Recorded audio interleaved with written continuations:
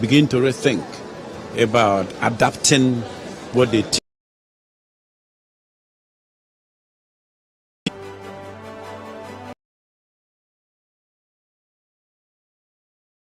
The Saboba Kasiapoi in the northern region, the Nanumba Municipal Assembly constructs and hands over 3 units classroom block to facilitate effective schooling.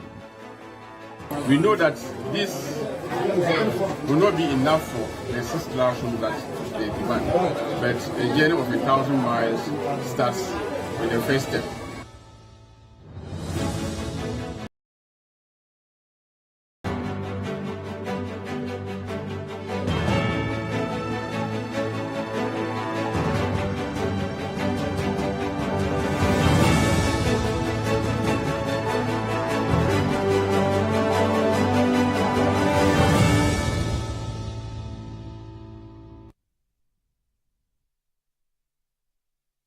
CNR Extra is live on CCTV, and they can join us with your thoughts, submissions, and comments via WhatsApp line 02044470033, and as well you can join us on our YouTube page on CGTube as we stream there live. Jude Mensa Duncan, you are welcome to the show. It's a brand new day and a brand new week as well.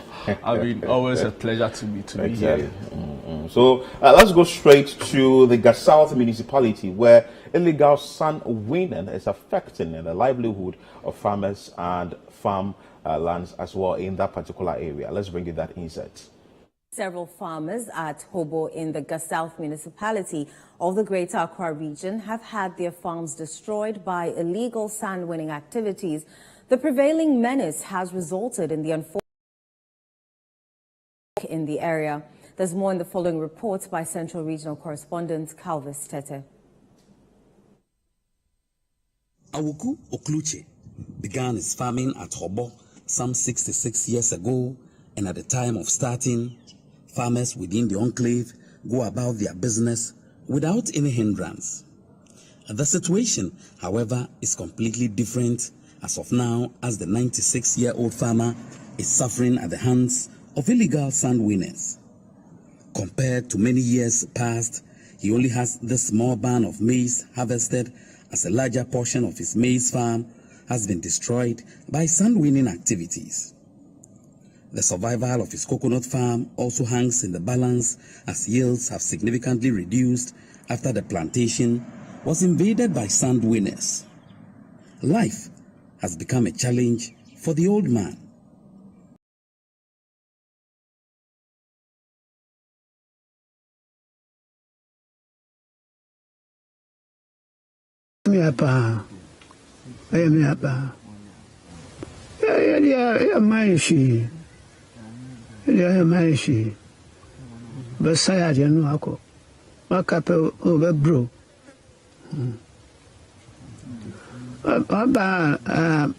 Anopa alo atuma anyime anajo satam dia wabano ya pros for ni ho nti yantumi yeshi 63 years maba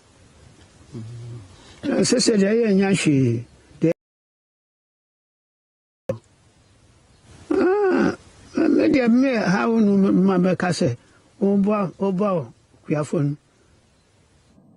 Majority of the youth have abandoned farming to join the illegal sand winning trade, which has eroded the area of its fertile land. Several other youth have also resorted to Okada business, a situation that has caused a drastic reduction of food stock in the area.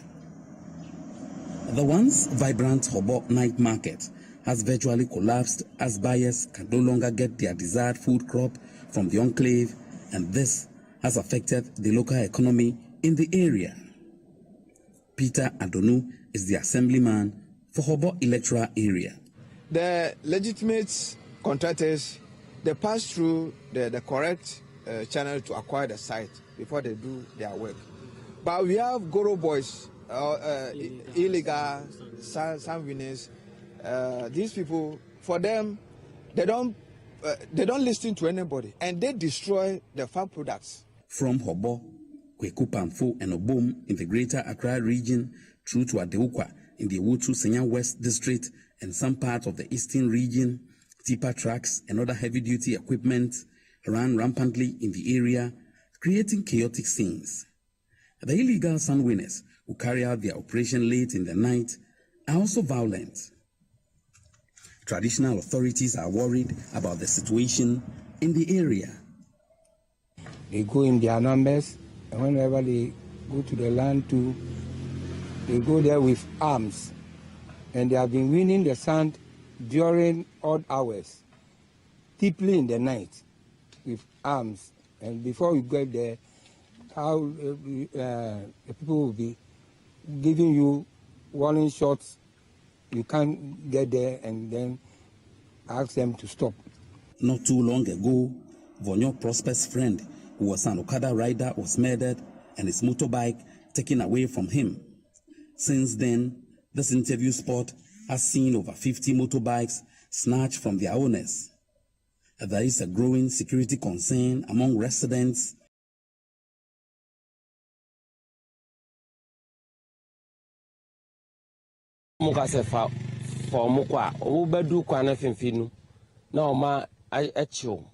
Omukita akude sekan etu ewo omu na omachi na omaji okara no fi so omaji oso a omekuwa tu ekwan ho na omaji okara moto na ko na no madam for kwesi yin na ye adwun ahyelaja e na oma be fa no se on fam ko site e na omodu ekwan we so a kwa we so a na omochi na omakunetu ekwan so no mo fa moto ni ko He moto si no obeba station.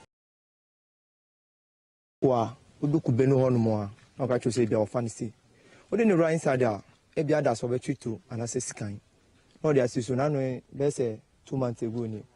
Moto Samaju or Kwan with one almost 50. Maji and Yama Bebre, Yakukum, and down for I debate no, Joe Bibotua, Yakunipanato, I want to sky basa. Assemblyman Peter Adonu says he has constantly drawn the attention of the South Municipal Assembly to the menace, but efforts to clamp down on illegal sand winning have yielded no results. Assembly level, we have been raising this issue every now and then. Whenever I get opportunity at assembly, I don't talk and leave illegal sand winning. Always, I'll be telling the chief and the security at assembly that they should help. At times, too, you call them, they will come. At times,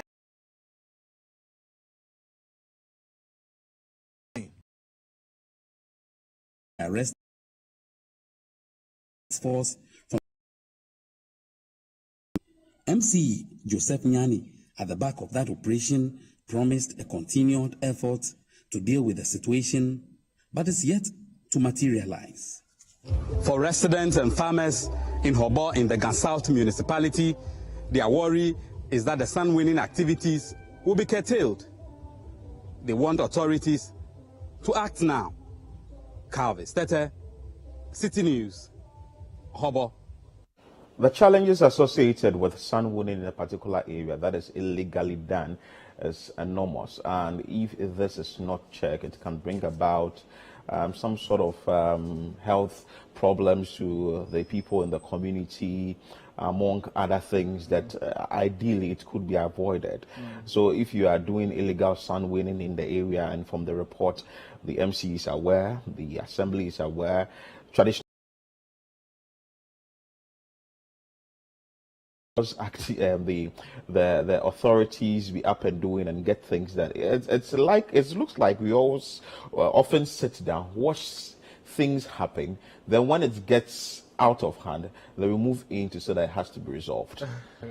I mean, Philip, the last time the issue of sand winning became topical in the country was, I recall, when the deputy majority leader, Mr. Fenno Markin, attributed the Keita tidal waves to the issue of sand winning. The issue of sand winning. Later, he was proven to be wrong. I think he came out to apologize. Exactly. So that was it. So I mean, now that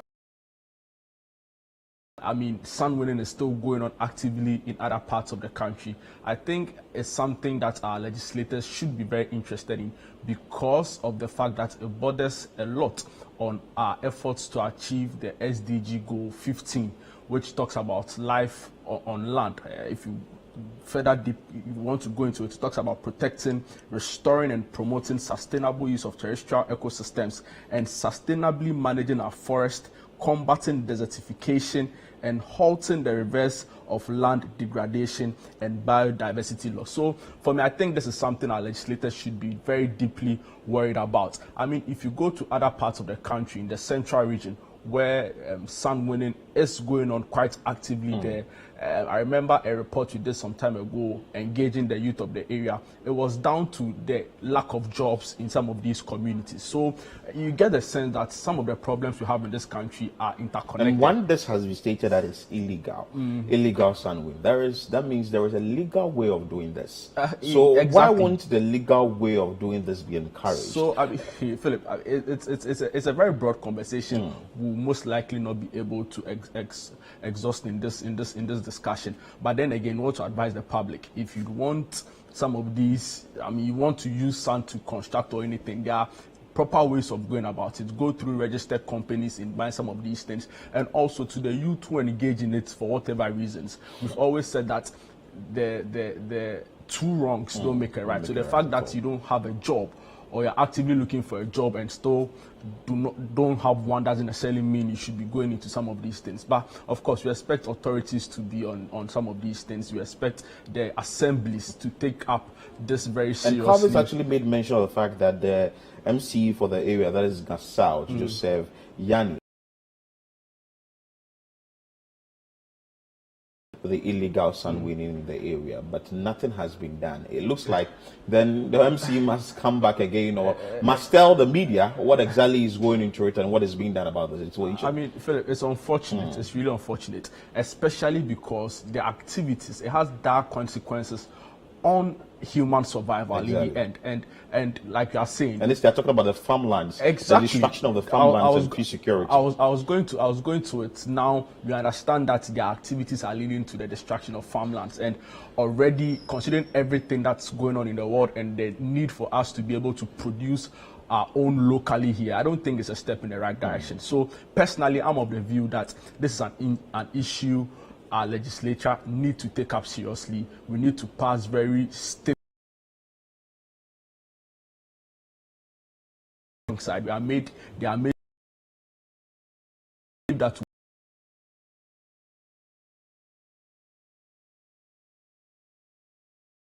so the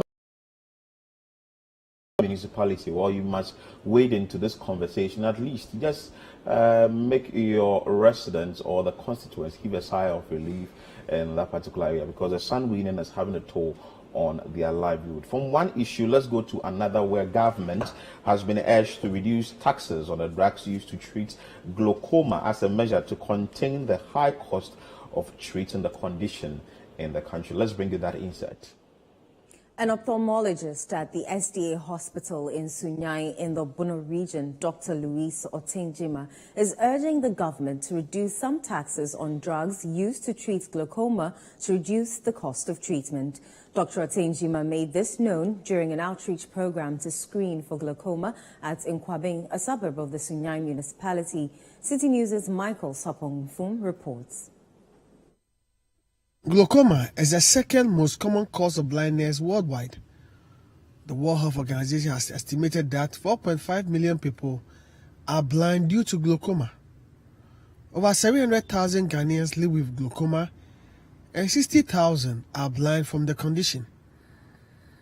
As part of this year's Glaucoma Week, under the theme, "The World is Bright, Save Your Sight," SDA Hospital has conducted a free glaucoma screening for the inhabitants of Nkwabing in the Sunyani municipality. An ophthalmologist at the SDA hospital, Dr. Louise Otenjima, speaking to City News, noted that the treatment of glaucoma is becoming expensive because of the cost of some of the drugs. He is therefore urging the government to reduce taxes on some of the drugs. Glaucoma is a chronic eye disease that comes to stay with the patient, and these patients have to use their eye medications for the rest of their life, because when someone gets glaucoma, the only thing we can modify or control is the pressure of the eye, and most of this we use eye drops For those who are not responding to eye drops, we do surgery or we do laser for them. So majority of the patients will need eye drops. But what I have noticed in my practice is that most of the time, some patients may not be using their eye drops as they should. And one of the reasons is because of cost of some of the medications. Those who have health insurance, the health insurance will and sometimes some of the prostaglandin analogs. There are a lot of other drugs that those which are not covered by insurance, if the patient has to buy it every month for the rest of his life, is sometimes too much. So sometimes patients may default on their medications and they come back worse off because their eye pressures are so high and their vision is deteriorating so much. So I'll use this opportunity to plead with the government and with the health insurance authority to ensure that there is a wider coverage for most of the drugs that our glaucoma patients will need. And also, if the government can also reduce some of the taxes, that makes most of these drugs very expensive. Drugs like Zalatan, Travatan and all that, it costs somewhere around between 200 to about 300 Ghana cedis. So just imagine a patient, most of who are old, are retired. If they have to be spending that much on their eyes to prevent them from going blind for the rest of their life, I can't just imagine the hardship that they will have to go through. The Bono Regional Director of the Ghana Health Service, Dr. Amukordia, on his part called on the inhabitants of the region to make eye screening part of their lives. The advice I will give to the inhabitants is that they should be sure that they go to the hospital every 6 months, at least every 6 months, for eye checkup. So if you go in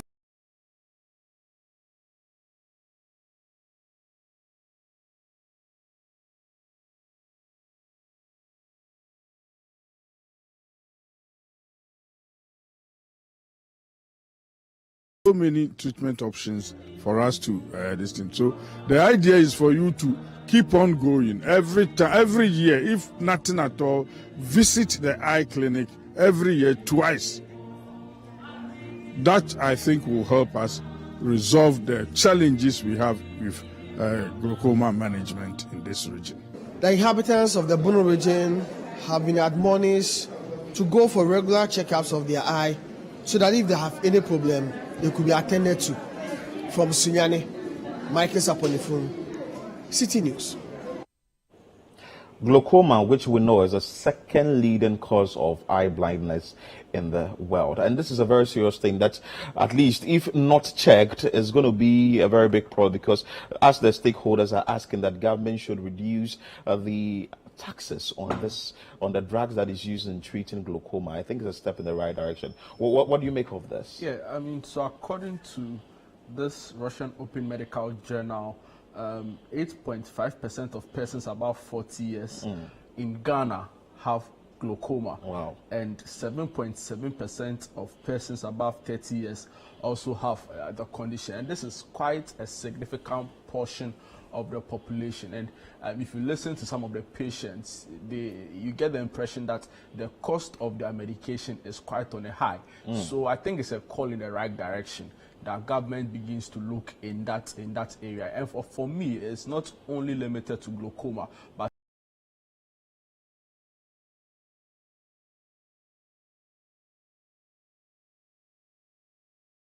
NHIS, the National Health Insurance Scheme and all of that. So I think it's about time we begin to review some of these issues that almost yearly has become quite perennial with regards to healthcare delivery in our country. And for me, it's very important. On Saturday, we heard that the vaccines in the country. That's good news. That was quite news. some good news. Yes. I mean, people were quick to see it as a plus for the government, but I disagree slightly. I feel like... Why do you disagree? You've been part of the individuals asking that at least this vaccine should get into the country immediately. It's the great. minority has been asking that it should get other stakeholders and all that, and now you're saying you may disagree? I'm happy. Let's not be fully happy. I'm happy that the vaccines really has arrived or have arrived in the country. But my worry or my concern is how it's being put out by some government communicators and some other people as a plus. I mean, It's a very difficult to talk about. It's been a difficult situation. The point is that we government has been able to bring it. The point is that we shouldn't have been in this situation in the first place. You get it? So, taking that out of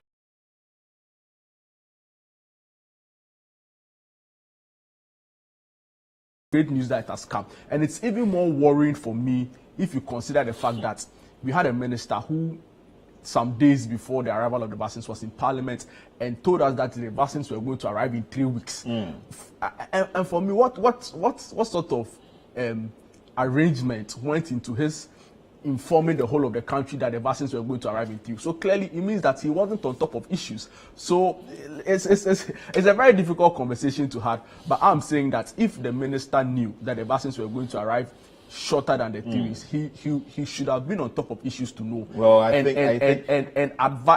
have told the country in that regard. I think you should congratulate government for this. But mind you, we are talking about glaucoma. For running down for running it down and leading to a shortage for all that period from October 2022 up until now. And now that we've gotten it within a the health minister said it was arriving in the next 2 to 3 weeks, and just with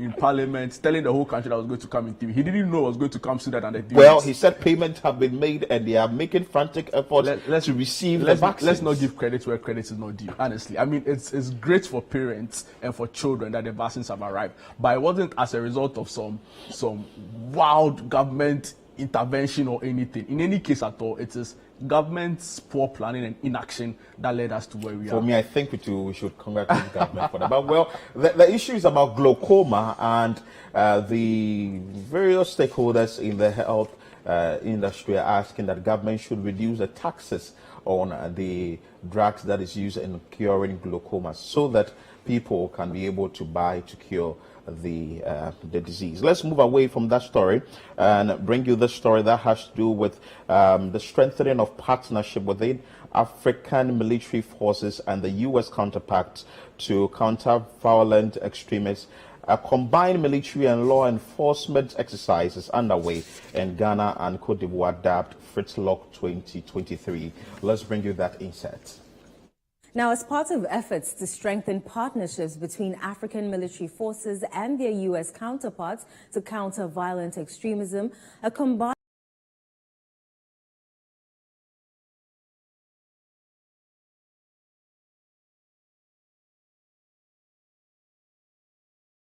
border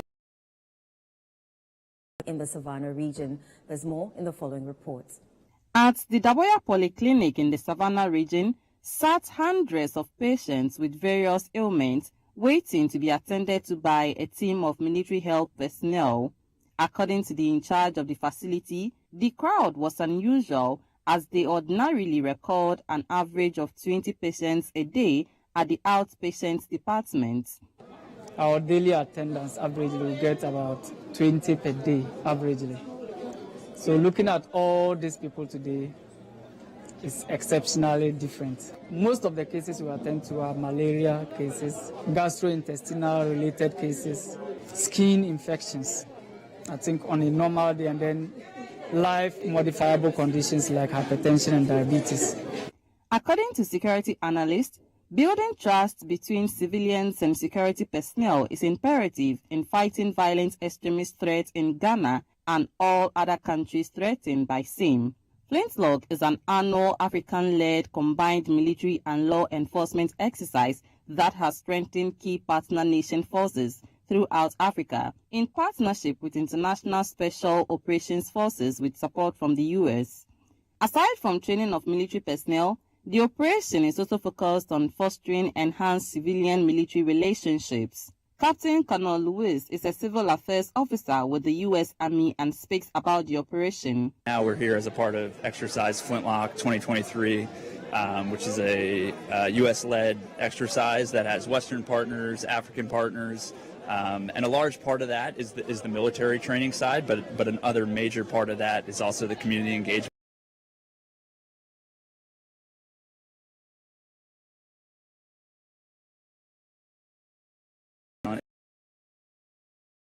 military piece, you also need to be actively engaged with the community so that there's collaboration between security forces and the local communities, which, in essence builds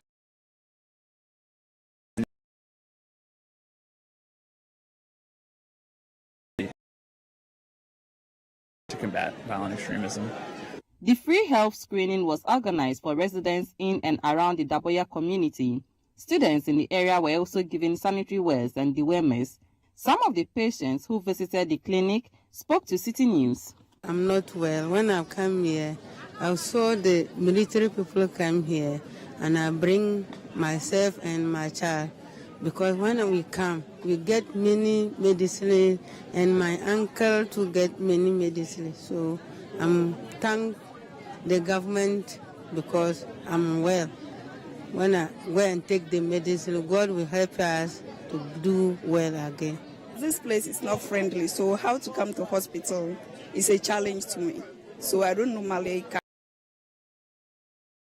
check up and something like that. So this one, it has bring a very opportunity to me to come and check my condition, my health. So military people, they are very friendly. Some of us, we have friends who are the military people. So me, I'm even closer to the military. Even those they come there, they are CEO and what are other guys. I'm closer with them. When they cross here, they have to call Lion. We are in town. So I will be with them. Anytime they want to go, then I will accompany them to cross the river and go. So me, I don't afraid. I know they are friendly people and they like people. So for that matter, I don't think they should be scared of the military. Because if there's no problem, military will not act. But if there's a problem, they will act. But we are very grateful with them. They are very friendly. I am Dinah Ngwan, reporting for City News. And it's obvious that residents in Nanumba are excited with the health delivery, or maybe the health screening they are receiving from the 3 issue. It's a very interesting one, because though you are in for the issue of counter extremists and also violent extremists, they are moving in there to help with healthcare delivery and all that. And the Freightlog intends to strengthen the ability of key partners nations in the region to counter violent extremist organizations, collaborate across borders, and provide security for their people while respecting human rights and building trust with civilian population. The robust participation of Africa and international partners reflect a mutual commitment for countering activities and violent extremism throughout the Sahel and the West African region. So I think it's a step in the right direction, that at least this health care thing is being given out. In summary, really, for our viewers who are wondering what Flintlock is basically a training, an annual training program by the U.S. military with its allies in some parts of Africa, helping them in tactics, that's counterinsurgency tactics, in their quest to protect their borders against violent extremism and also some jihadist groups and the like. So it's a step in the right direction. You listen to some security analysts, they tell you that cooperation and collaboration is key in protecting a country, where one country is offering some military assistance, technological assistance and all of that. It's very key.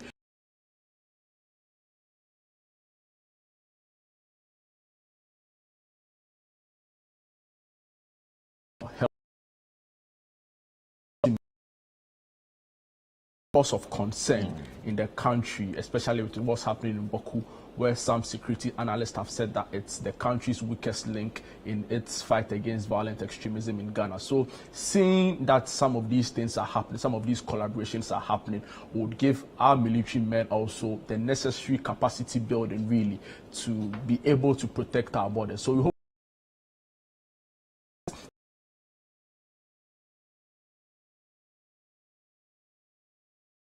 and the improvement really of our whole national security architecture in the country. So the Flintlock 2023 started on the 1st of March and is going to go through to 15th of March 2023. You're still watching CNR Extra here on CCTV, still to come. Having been worried about the state of teaching and learning at Saboba Kasafui in the northern region, the Nanumba Municipal Assembly constructs and hands over a 3-unit classroom block to facilitate effective schooling. Kindly stay with us. We'll be back with more stories.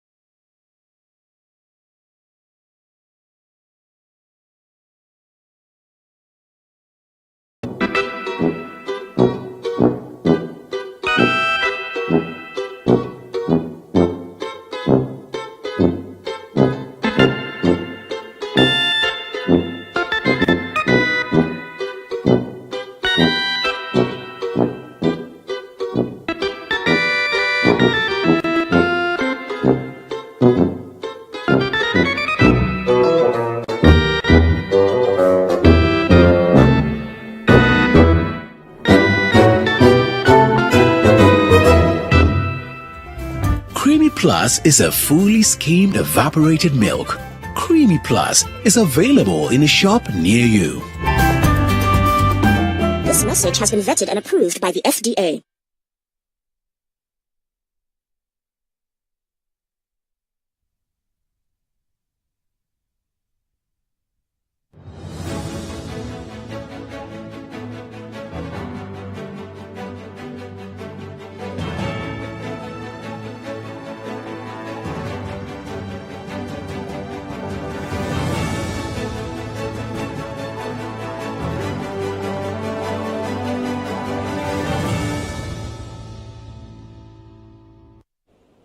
Many thanks for staying with us here on CNR Extra. Let's bring you some more stories. And let's go to the northern region where the Nanumba Municipal Assembly has constructed and handed over a 3-unit classroom block to an institution there to help facilitate teaching and learning. That is good news. Let's bring you that insight.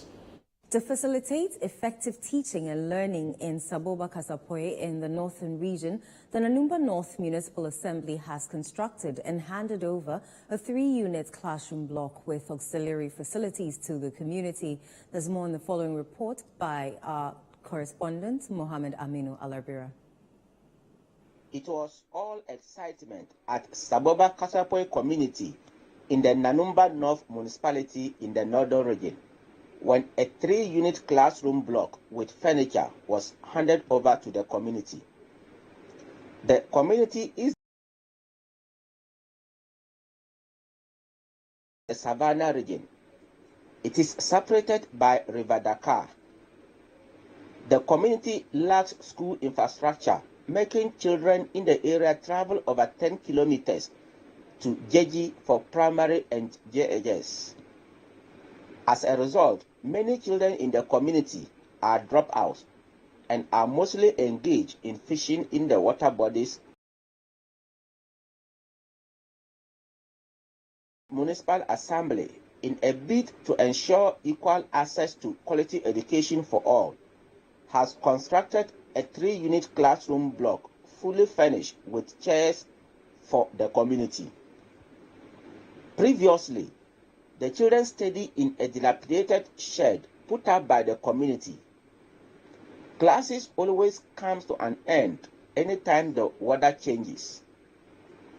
According to the Municipal Chief Executive for Nanumba North, Honorable Abdullah Yakub, the structure will help ameliorate the sufferings of the children in traveling long distances for school.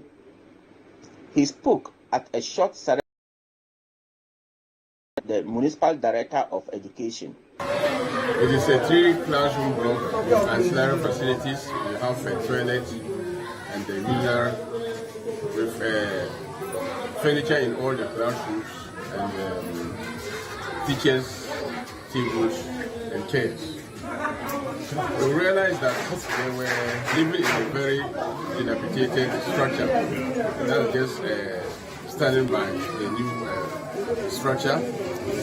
And actually, anytime we threatened to win, the children were left to go home. Or anytime it was winning, then it means that they will be classes. And it is upon that the assembly constructed this 3-unit classroom. We know that this will not be enough for the 6 classrooms that they demand, but a journey of 1,000 miles starts with the first step. And I'm very sure that by next year, the assembly will do what it takes to come and add them the 3 classrooms. The Municipal Director of Education, Mr. Paul Kwame Agbovo, described the gesture of the assembly as welcoming, saying it will ensure quality education for the children. I'm very happy. At least if we should be having this maybe once in a year, it will go a long way to help us. The infrastructure issue, you work in the municipality and you know it. Education. 3 factors must combine well. One is environment. You see, the community and those who teach. You see, if this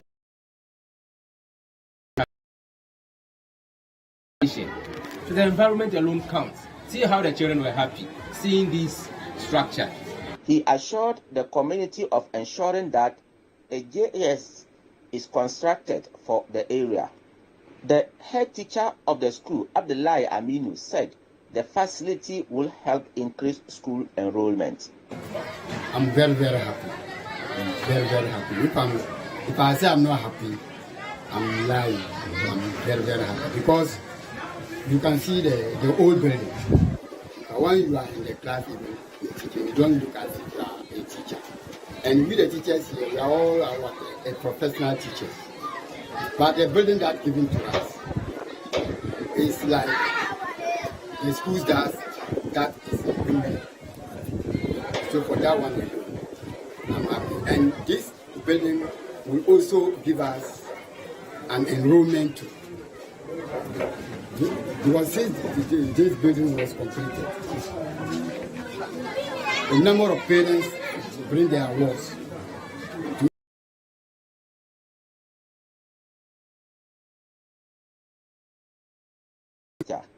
They are very happy, and the children too are happy because they never said they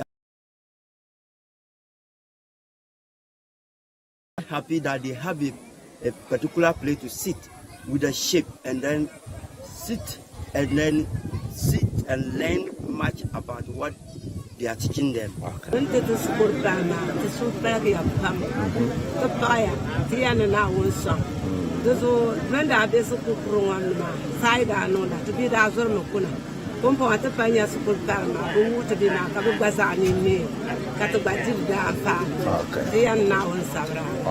Another challenge is that teachers in the community commute every day a long distance of over 35 kilometers from Bimbida to the community because there is no accommodation for them in the community. They are therefore making a passionate appeal to the government and other NGOs to provide accommodation for teachers. Today, the residents of Saboba in the Nanumba North District are very happy that now they have been given a 3-unit classroom block constructed for them. They say their children can now hit the sound of the business, that they can now study even when it's from Saboba, Mohammed Aminu M. reporter from City News. And this is good news. It's good news, and it's good news again coming from the Nanumba Municipal Assembly. At least this is going to boost learning and teaching in Saboba Kasapui in the northern region. And you could tell how excited the teacher was. The headmaster of the institution is also very excited. The students or the people are excited. This is what we expect from government. This is what we expect from the municipal assemblies. At least put up the structures and ensure that the teaching and learning is done well, so that school under trees, school in mud,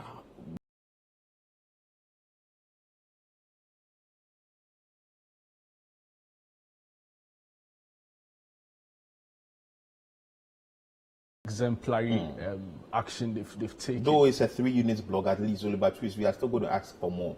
No, but this is good. Hitherto, we're going to steady under trees. Yeah. So, I mean, it's a step in the right direction. And see, when we talk about decentralizing government, then every arm of government or everybody in the whole structure of governance playing a role in society, this is what we call for. We've said it over and over again that the municipal assemblies have a role to play in national development. Theirs is not to be seasoned. They have key roles even to play. Yeah, I mean, theirs is not to be seasoned public toilets and some of the things they become very noted for in our community. I mean, if you look at the way our governance structure works and even our legislature, a lot of the things we expect from our MPs are actually things the assemblies should be doing. So for me, it's about time really where we hold some of these municipal assemblies to the very high standards we expect from them. And I think the Nanumba North Municipal Assembly, Municipal Assembly is showing the way. I hope they don't relax in their approach to serving their people, and this will even spur them on to a much more bigger project. So for now, I think it's a step in the right direction. It's a step in the right direction. Exemplary, and there are some funds that has to be given to this assembly to ensure that, well, more classrooms are being put up to and ensure that teaching and learning is done properly in those areas. Mind you, these children or pupils, they go to students and they have to sit for external examination with the big schools in the big cities. So if the needed facility is given, at least it's going to help them to learn well. Let's still stay with education, because the Education Minister, Dr. Yaose Educhumi, is urging administrators of technical and vocational education and technical training institutions across the country to focus on producing graduates that are relevant to the society and the job space. Let's bring you that insert. The Education Minister, Dr. Yao Osei Educhum, has urged administrators, technical and vocational education and training institutions across the country to focus on producing graduates that are relevant and responsive to the needs of the country. City News' Ashanti Regional Correspondent Hafiz Tijani reports. Dr. Osei Educhum insists investment in the TVET sector by government is geared towards making the area more responsive to the developmental needs of the country. He cited some TVET schools that are already making strides with regards to their mandates. We want a TVET that will attract people from industry. They will come and say, can you train 50 electricians for us? As that is when we will know that TVET is responding to the needs of our country. It's not a TVET that says, we'll train you and maybe you can create your own job. Yes, some people will create their own job. I want industry to begin to look at TVET as a solution provider. That you need workers and we'll train them with you and for you. Come, let us develop the curriculum together. So you tell us the kind of carpenter you want and we train that carpenter for you, with you. And then when we finish, you hire them. That's the kind of TVET that I want to be part of my legacy and the legacy of the President of the Republic. Technical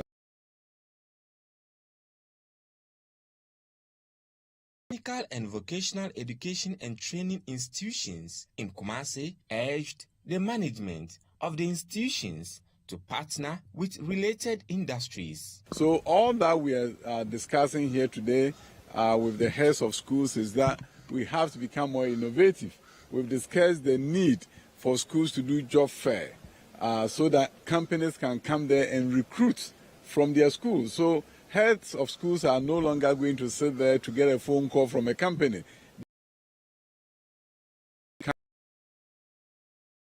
From them. So it's a paradigm shift. So the new TVET regime we have is a TVET that combines with STEM. Some of the principals spoke to City News about initiative they have started. New way of assessing our students when they complete school. At least when they complete, we know that we have to look for job for them. And then when they enter into the job too, we do tracer studies. That is, we go and then check on them, what they are doing. And also we have to link with the industries so that when there is time for practical work, they can go there, go and learn something. And then when they are good, they place them over there. At our automobile engineering department, we service for over 18 agencies. when their cars are due for servicing, they bring them, and these students, courtesy that collaboration, they are able to service a Prado. As a school, we wouldn't have been able to do that on our own. We have also been able to design our own tricycles, what people here call aboboya. The minister also challenged conference of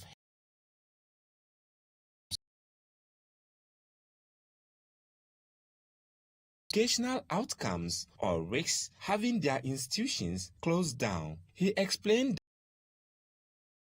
that 0 to 10% pass rate should put together interventions and programs to ensure that the majority of their students will find opportunity for further studies rather than becoming a liability to their parents and society due to their inability to pass their exams. Dr. Edichum also cautioned the heirs to desist from disallowing first-year students from enrolling due to the fact that some items on their prospectus had not been procured.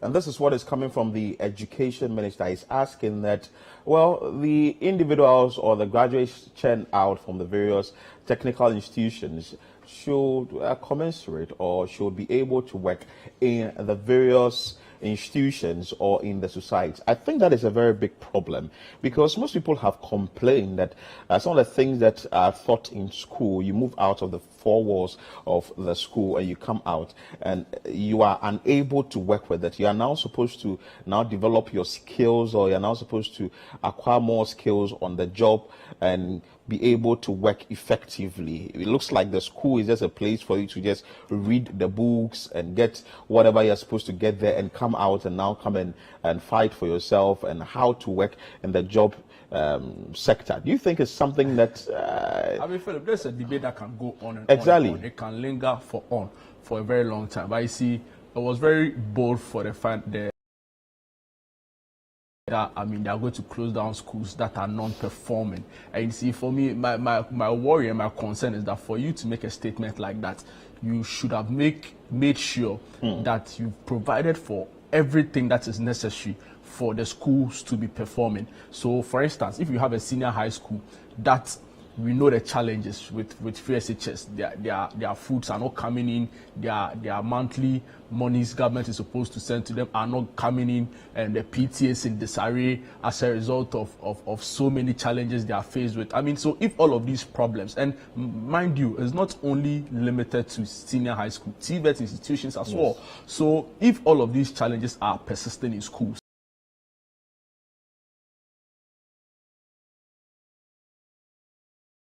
will close you down. Maybe it's just a way to maybe ensure that the various institutions perform. So for you to want them to perform, make sure you've provided what they need to perform. And that's the point I'm making. So, I mean, it was a bold call, audacious call, but I'm saying that for schools to perform, we need to make sure that they are provided whatever they need to be able to perform. A student can't get great results if they go into the exam room with an empty stomach because the bursary have not made funds available for the pantry to provide meals. And we understand now students even now drink cocoa without bread. All of these issues, how would they perform well? So please, the minister should come you are again. asking the minister to come again, but then again the issue about ensuring that the needed resources are given to the various institutions is very important, and also teaching things or trying to instill certain things in the students that will be needful for the society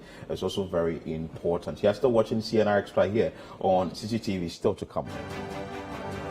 The mismatch between academia and the industry remains a concern on a major cause of graduate unemployment, which continues to threaten national development. We'll bring you that story right after this break.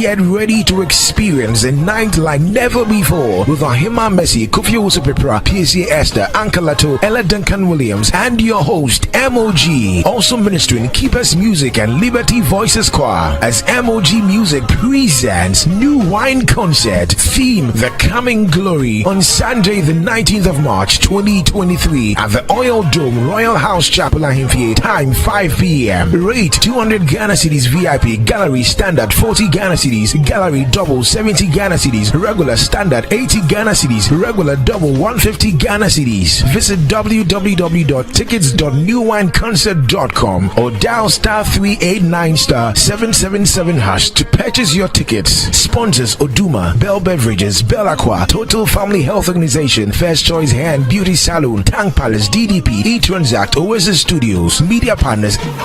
For more information, call 0500 053 881.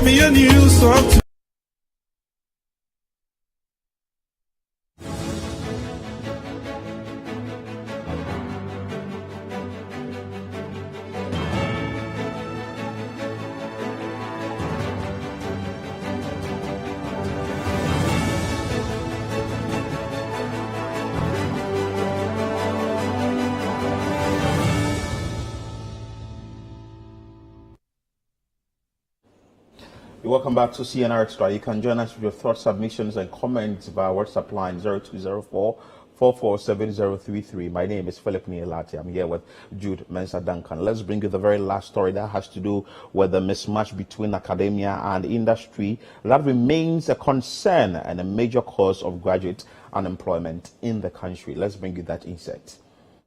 The mismatch between academia and industry remains a concern and a major cause of graduate unemployment, which continues for both public and private tertiary institutions to rethink and adapt to the needs of industry as a way of addressing the teeming graduate unemployment in the country. City News' Ashanti Region.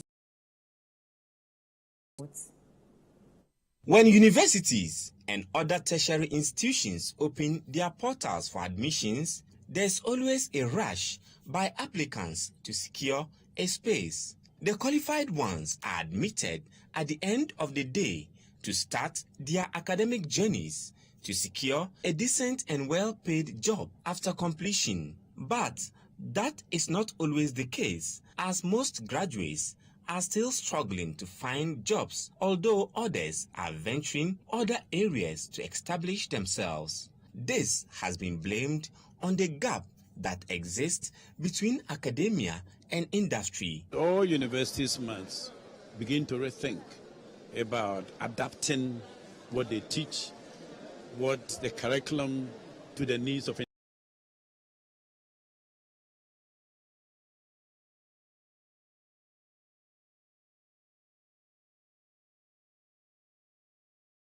That is not right. There are a lot of university professors that for so many years just keep, referring to the old notes that have been kept on the shelves.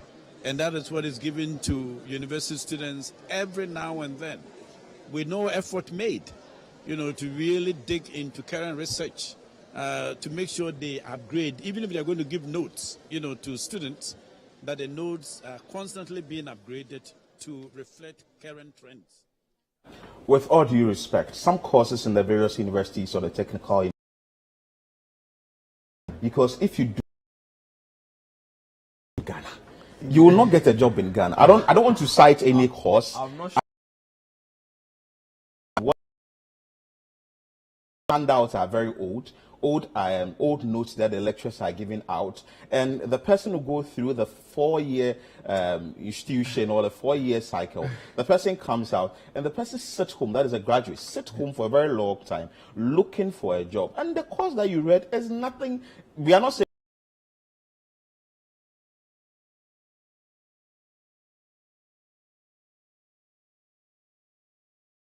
outdated is. I feel like there's just the need for us to review what we find most Of course, pressing. if they are not outdated, that means they don't need to be reviewed. But if they are outdated, that means they have to be reviewed. Not necessarily as in like the way you are putting it, but like to look at how best we can adjust it such that it would address very key concerns in our. Does it look like sometimes within our Ghanaian setting? In a way, we copy blindly. We bring in some courses in some countries. It's best fits in those countries. We bring it down to our very own Ghana, and nothing happens here. That is a legitimate concern, really. But like I'm saying, I feel like there's a need for us across board to only fine tune what some of the things that we believe as a people will best fit in considering the Ghanaian setting. So yeah, I don't think there's a course, for instance, that's like quote unquote useless. Only that maybe in the current circumstances we find ourselves in, it may not best fit for whatever problem we are trying to let that graduate come into society to address. But that being said, Philip, I mean, it's very important. Looking at the current numbers, unemployment numbers in the country, it doesn't make any sense at all whatsoever. And I've always been of the view that tackling unemployment really should be the main focus of every government of the day. But